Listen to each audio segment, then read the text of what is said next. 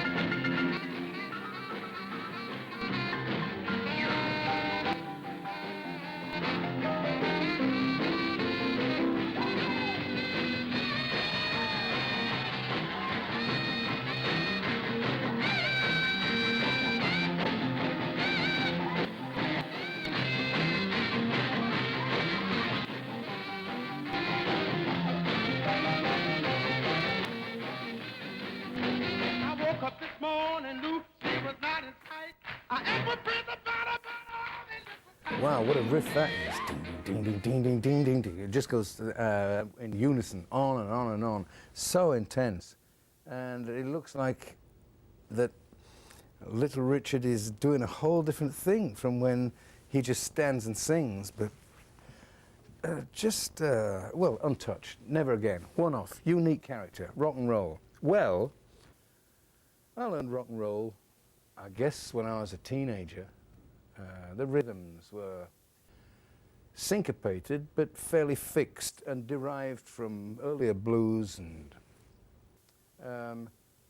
simple for a young boy to achieve. And I was working here in Ronnie Scott's, and there were a couple of drummers, Gaspar Lawal and Shamsi, and I was watching them, and I could hear music, but I couldn't understand what they were doing. They were playing percussion instruments, and I was bold. I went up and asked them, how are you creating those syncopations? And I don't know why, but they took me under their wing and introduced me to African syncopations. They would give me discs of this, and I'd hear this, and I'd hear that, and eventually I got onto my two favorites. One was King Sunny a Day, and the other was Chief Commander Ebenezer.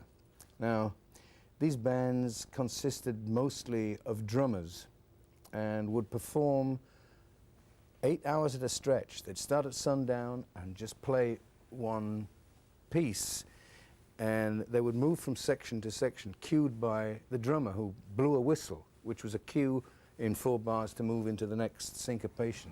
And the intricacies are such that in order to get to it requires a lot of study, but that's after the fact. You're brought up with it and it's just natural, and eventually when you get it, it's very, very natural. This is Sunny a Day, and I wish we could play this for 8 hours, but we've got more coming up. But let's start with Sunny a Day.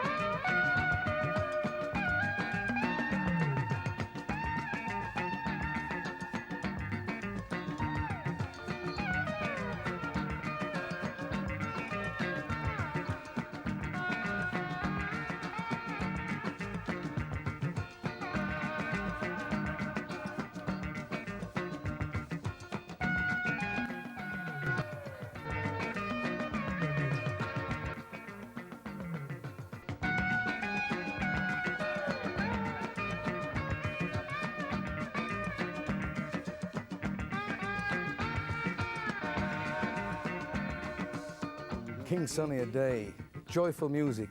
Yes, 8 hours, I can take it. I'd love it. Same with Chief Ebenezer. Then we get the, what do we call it, the West Indian influence. When I started out in groups as a teenager, I was working in the north, and because of the concentration of West Indian people, I'd be doing 5 45-minute sets a night. And in the break, which was 15 minutes or so, they would play either Motown or reggae, or at the time ska or blue beat. So I kind of, in a way, grew up on the groove.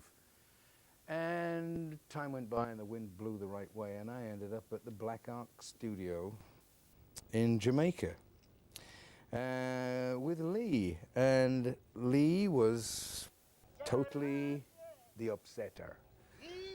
He was totally into making music, and his whole system was self-invented. He recorded on a 4-track TIAC, and every 15 minutes he'd take his T-shirt like this and clean the heads, you know. And he was, he'd stop you in the middle of a take and say, "It's gone clear," which meant it had gone rhythmically and harmonically transparent. "It's gone clear. Music, now we take it." Wonderful experience. And here's the eccentric Mr. Perry himself. Caught them in the one job, oh Lord, hey, open creation gap, say so. I know that love will let us down, they put away my crown. I know that love will let us down, they put the monkey around in the one job, the one job.